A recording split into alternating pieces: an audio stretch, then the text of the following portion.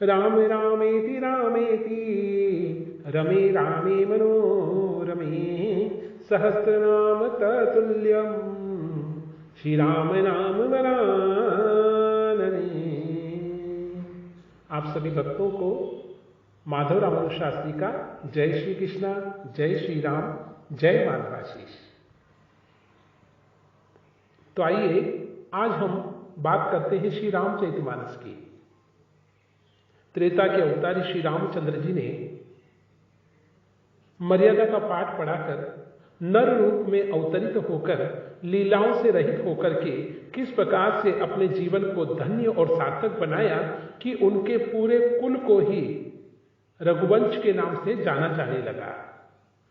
श्री तुलसीदास जी ने श्री रामचरितमानस की जब रचना की तब उन्होंने बताया कि रामचरितमानस अपने आप में एक औषधियों का भंडार है। औषधियों का भंडार कैसे? श्री तुलसीदास जी ने कहा कि श्री रामचरितमानस का प्रत्येक श्लोक, प्रत्येक दोहे और चौपाइयां अपने आप में एक औषधि है। जिस प्रकार से हमको शारीरिक कष्ट होता है उसी प्रकार से मानसिक कष्ट भी हुआ करता है, बशर्त कि किस दोहे का, किस चौपाई का और किस श्लोक का कहां पर हमें सही उपयोग लेना है, जिसका जप करने से, सुमिरन करने से, पाठ प्रभु जी के सामने सुनाने से हमारे सभी रोगों का निवारण हो सके। ये सारा वर्णन श्री रामचरितमानस में तुलसीदास जी ने किया है। और उत्तरकांड में तो उन्होंने मानो कि अपने सारे अनुभव ही अंकित कर दिए। मात्र पढ़ने से कुछ नहीं होता। श्री रामचरितमानस को जितने भी वेद पुराण हैं उनको मात्र पढ़ने से कुछ नहीं होता, उसको हृदय में समाहित करना पड़ता है, उसको समझना पड़ता है। तो आइए श्री रामचरितमानस के पंचम सोपान सुंदरकांड के लिए हम अग्रसित होते हैं। जो इस पाठ को श्रवण करता है उसकी सभी कामनाएं पूर्ण हुआ करती है। तुलसीदास जी ने सुंदरकांड का पाठ रामचरितमानस के अंदर बहुत ही सुंदर रूप में अंकित किया है। कुछ लोग इसको इस पाठ को करते भी हैं और कुछ लोग इसे समझ भी नहीं पाते हैं। तो आइए आज हम इसको हिंदी में समझने का प्रयास करते हैं, जिससे आपके मन में इसके प्रति रुचि जागृत होवे और प्रभु की असीम कृपा आपके ऊपर बरसने लगे, ऐसी मंगल कामना करते हैं। तो आइए सुंदरकांड के प्रथम श्लोक के लिए अग्रसित होते हैं। शांतम शाश्वतम प्रमेयमनघम निर्वाण शांति प्रदम ब्रह्मा शंभु फणीन्द्र सेव्य मनीषम वेदांत वेद्यम विभुम रामाख्यम जगदीश्वरम सुरगुरु माया मनुष्यम हरिम वंदेहम करुणाकरम रघुवरम भूपाल चूड़ामणि। आइए इसका अर्थ समझें। शांत, सनातन के रक्षक, प्रमाणों से परे, अर्थात जो प्रभु के कार्य को करने के पहले उसके प्रमाण से क्या होगा, उसके प्रति उत्तर में हमें फल कौन सा मिलेगा, इस बात को नहीं विचारने वाले, निष्पाप मोक्ष रूप को धारण करने वाले, परम शांति को देने वाले ब्रह्म और शंभु और शेषनाग, जिसका निरंतर पूजन और सुमिरन किया करते हैं, जिसे सेवित किया करते हैं, वेदांत के द्वारा जानने योग्य और सर्वव्यापक, देवताओं में सबसे बड़े और माया से मनुष्य रूप में दिखने वाले, समस्त पापों को हरने वाले, करुणा की खान, रघुकुल में श्रेष्ठ, राजाओं के शिरोमणि राम कहलाने वाले जगदीश्वर भगवान की मैं वंदना करता हूं। आइए दूसरे श्लोक पर आते हैं। नान्या स्पृहा रघुपते हृदये स्मदीये सत्यं वदामि च भवान् अखिलान्तरात्मा भक्तिं प्रयच्छ रघुपुंगव निर्भराम्ये कामादिदोषरहितं कुरु मानसं च। अर्थात हे रघुनाथ जी, मैं सत्य कहता हूं और फिर आप सबके अंतर आत्मा ही तो है। घटघट के वासी प्रभु श्री राम, आप सब कुछ जानते हैं कि मेरे हृदय में दूसरी कोई इच्छा नहीं है। हे रघुकुल श्रेष्ठ, मुझे अपनी पूर्ण शक्ति और भक्ति आपके चरणों में समर्पित करना है, इसलिए आप मुझे अपनी भक्ति का दान मुझे दीजिए और मेरे मन को काम आदि दोषों से रहित कीजिए। फिर श्री रामचंद्र जी के चरणों में वास करने वाले श्री हनुमान जी का ध्यान करते हुए तुलसीदास जी ने बहुत ही सुंदर वर्णन किया है। अतुलित बलधामम हेम शैलावदेहम दनुजवन कृशानुम ज्ञानी नामेघगण्यम सकल गुण निधानम वानिराणाम भीषम रघुपति प्रिय भक्तम वात जातम नमामि। अतुल बल के धाम, जो सोने का पर्वत है जिसको हम सुमेरु कहते हैं, जिस प्रकार से कांति युक्त रहा करता है, दीप्यमान रहता है, ऐसे ही है हनुमान जी महाराज, आपका शरीर कांति युक्त है, दीप्यमान है। दैत्य रूपी वन को विध्वंस करने के लिए अग्नि रूप को धारण करने वाले और ज्ञानियों में अग्रगण्य प्रथम तथा संपूर्ण गुणों के निधान वानरों के स्वामी श्री रघुनाथ जी के प्रिय परम भक्त माता जानकी के प्रिय लाल पवन पुत्र श्री हनुमान जी को मैं कोटि कोटि प्रणाम करता हूं। जामवंत के वचन सुहाय सुनि हनुमंत हृदय अति भाई तब लगी मोहि परखे तुम भाई सही दुख कंद मूल फल खाई। जामवंत के वचन सुन करके हनुमान जी महाराज के हृदय में बहुत ही प्रसन्नता व्याप्त हो गई। वे बोले कि हे रीछराज जामवंत जी, हे भाई बाली पुत्र अंगद, नल और नील तथा वानरों की टुकड़ी जो मेरे साथ आई हैं, आप सभी कुछ दुखों को सहन कर कंदमूल खा करके यहीं बैठ करके मेरी राह देखना। मैं सहस्त्र योजन सागर को पार करके पुनः सीता माता का पता लगा करके नहीं लौट आऊं, तब तक मेरी प्रतीक्षा करना। जब लगी आवो सीता ही देखी हुई काज मोई हर्ष विशेषी यह कहीं नाई सबनी कहु माथा चले हर्ष ही धरि रघुनाथा। सिंधु तीर एक भूधर सुंदर कौतुक कूदि चढ़े उताऊ पर बार बार रघुवीर सम्हारी तरके पवन तनय बल भारी। हनुमान जी महाराज कहते हैं, मुझे विश्वास है श्री रामचंद्र जी का स्मरण करके हृदय पटल पर श्री रामचंद्र जी की छवि को विराजमान करके जिस कार्य के लिए मैं जा रहा हूं, कार्य अवश्य पूर्ण होगा। मैं माता जानकी का पता लगाकर शीघ्र ही लौट करके आऊंगा, क्योंकि मुझे हर्ष हो रहा है। यह कहकर और सबको मस्तक नवाकर तथा हृदय में रघुनाथ जी को धारण करके हनुमान जी हर्षित होकर के कहते हैं, जय श्री राम, और देखते ही देखते आकाश में विचरण करने लगते हैं और विचरण करते हुए सहस्त्र योजन सागर को पार करने का प्रयास करते हैं। सिंधु तीर एक भूधर सुंदर, समुद्र के तीर पर एक सुंदर पर्वत बना हुआ था। हनुमान जी खेल खेल में ही अनायास कूद करके छलांग लगा के उसके ऊपर चढ़ जाते हैं और बार बार श्री रघुनाथ जी का स्मरण करके जय श्री राम कर रहे हैं।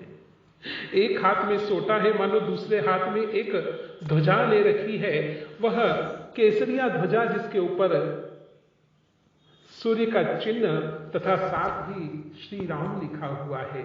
जय गिरि चरण दे हनुमंता चले सुगा पाताल तुरंता जिमि अमोघ रघुपति कर बाना एही भांति चले हनुमाना। जिस पर्वत पर हनुमान जी अपने चरणों को रख देते हैं, वह पर्वत का भाग वह पाषाण पर्वत से अलग होकर पाताल में धंस जाया करता था। जैसे श्री रघुनाथ जी का अमोघ बाण चलता है, उसी प्रकार से हनुमान जी सतत आकाश में विचरण कर जा रहे हैं और ठहरने का नाम ही नहीं लेते हैं। जल निधि रघुपति दूत बिचारी, तई में नाक होई श्रमहारी। समुद्र ने जब मेनाक पर्वत की ओर देखा और हनुमान जी मेनाक पर्वत के समीप पहुंचने ही वाले थे, समुद्र ने उन्हें आज्ञा दी कि हे मेनाक पर्वत, देखो माता जानकी का पता लगाने के लिए श्री रामचंद्र जी के सेवक श्री रुद्र अवतारी हनुमान जी महाराज, जो अंजनी नंदन हैं, पवन कुमार हैं, वे कुछ ही क्षणों में तुम्हारे समीप लौटने वाले हैं। इसलिए तुम्हारे पास पहुंचते ही तुम अपने स्वरूप को बदल लेना और जो पाषाण का कठोर तुम्हारा स्वरूप है उसको कुछ आरामदायक अर्थात मखमली बना लेना और कुछ समय के लिए उन्हें विश्राम तुम्हारे ऊपर देना, जिससे उनकी थकान को दूर किया जा सके। श्रमहारी अर्थात उनकी थकान को दूर किया जा सके। मेनाक पर्वत ने समुद्र की आज्ञा का पालन किया, मानो ब्रह्मा जी ने उन्हें आज्ञा दी है। मेनाक पर्वत ने अपने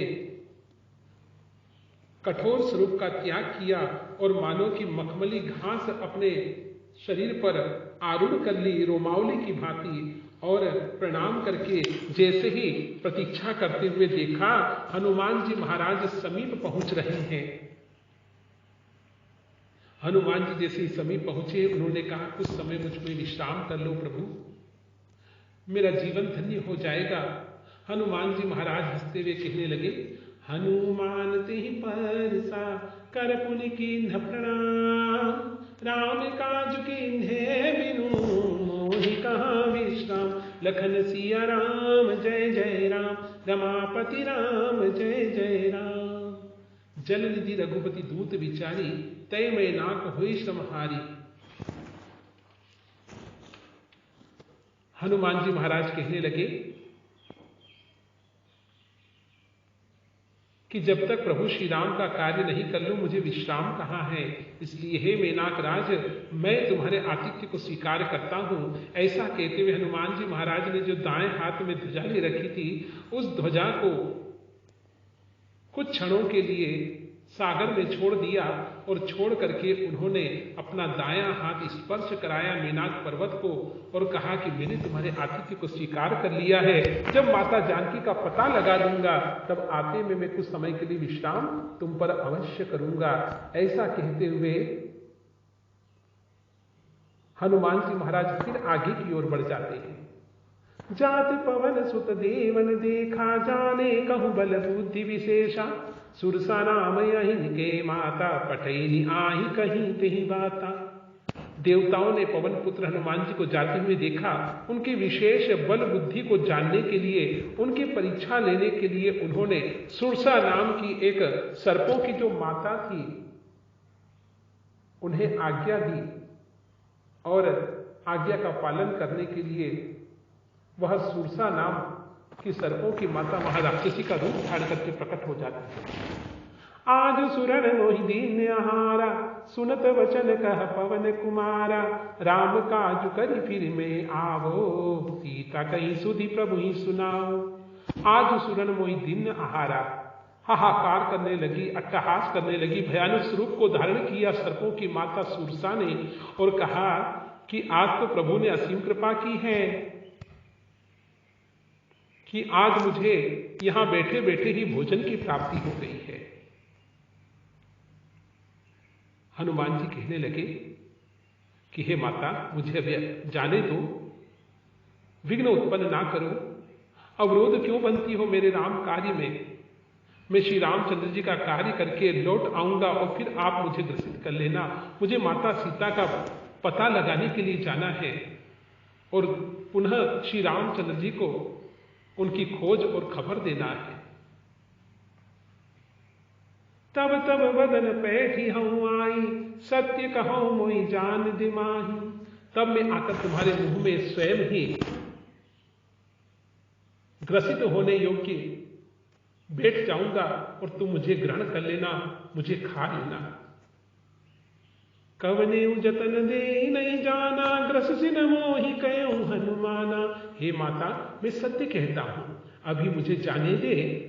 जब किसी भी उपाय से उसने जाने नहीं दिया, तब हनुमान जी महाराज हंसते हुए कहने लगे, ले फिर मुझे ग्रहण कर ले, खा ले मुझे। ऐसा कहते हुए हनुमान जी महाराज ने कहा कि मुझे खाने के लिए तुम्हें अपने मुख को बढ़ाना पड़ेगा। ऐसा कहते हुए हनुमान जी महाराज अपने स्वरूप को बढ़ाने लगे हैं। जो जन भरि तेहि बदन पसारा, कपितनु कीन दुगुन विस्तारा। सोरह जो जन मुख ते ठयहु, तुरत पवन सुत 32 भयहु। उसने योजन भर 4 कोस जितना मुख फैला लिया। हनुमान जी महाराज ने अपने शरीर को उससे दुगना कर लिया। उसने 16 योजन का मुख फाड़ लिया। हनुमान जी तुरंत 32 योजन के हो गए और 32 योजन का जब उसने मुख बढ़ाया, हनुमान जी ने सूक्ष्म रूप को धारण कर लिया। जस जस सुरसा बदनु बढ़ावा, जस जस सुरसा बदनु बढ़ावा, तासु दून कपि रूप देखावा। सत जोजन तेहि आनन कीना, अति लघु रूप पवन सुत लीना। हनुमान जी ने देखते ही देखते जब 32 योजन का मुख उसको फाड़े हुए देखा, हनुमान जी ने बिल्कुल सूक्ष्म रूप बना करके उसके मुख में जाकर के पुनः लौट आए हैं और कहा कि माता, आपका नियम है कि जो भी इस राह से जाता है, मार्ग से निकलता है, विचरण करता है, तुम्हारे मुख में प्रवेश करके आता है। लो माता, मैं तुम्हारे मुख में प्रवेश करके पुनः लौट आया। बदन पैठी पुनि बाहिर आवा, मागा विदाता ही सिरनावा। मोहि सुरन जेहि लागी पठावा, बुद्धि बल मर्मु तोर में पावा। और वे उसके मुख में प्रवेश करके पुनः लौट आए। फिर बाहर आकर के शीश नवा करके कहेंगे, माता अब मुझे जाने दो, मैंने तुम्हारे बुद्धि बल का भेद पा लिया है, जिसके लिए देवताओं ने मुझे भेजा था। ऐसा कह करके माता हंस करके कहने लगी कि तुम जिस कार्य के लिए जा रहे हो, तुम्हारा कार्य सफल होगा, तुम्हारा मनोरथ पूर्ण होगा। राम काज सब करी हूँ, तुम मल बुद्धि निधान। आशीष दे गई सो, हर्षि चले हनुमान। तुम श्री रामचंद्र जी का सब कार्य करोगे। सुरसा कहने लगी, क्योंकि तुम बल बुद्धि के भंडार हो। यह आशीर्वाद देकर के सर्पों की माता जिसे देवताओं ने भेजा था, वह सुरसा वहां से अंतर्ध्यान हो जाती है। तब हनुमान जी हर्षित होकर फिर आगे की ओर बढ़ते हैं। आइए, सुंदरकांड के दोहों को आपने हिंदी रूपांतरण में श्रवण किया। हम अपनी वाणी को यही विराम देते हैं। दूसरे भाग में पुनः आएंगे, तब आगे के 2 दोहे तक के इस सुंदरकांड को हिंदी रूपांतर करके आपको सुनाने का प्रयास करेंगे। जय श्री कृष्णा, जय श्री राम, जय माधवाशीष।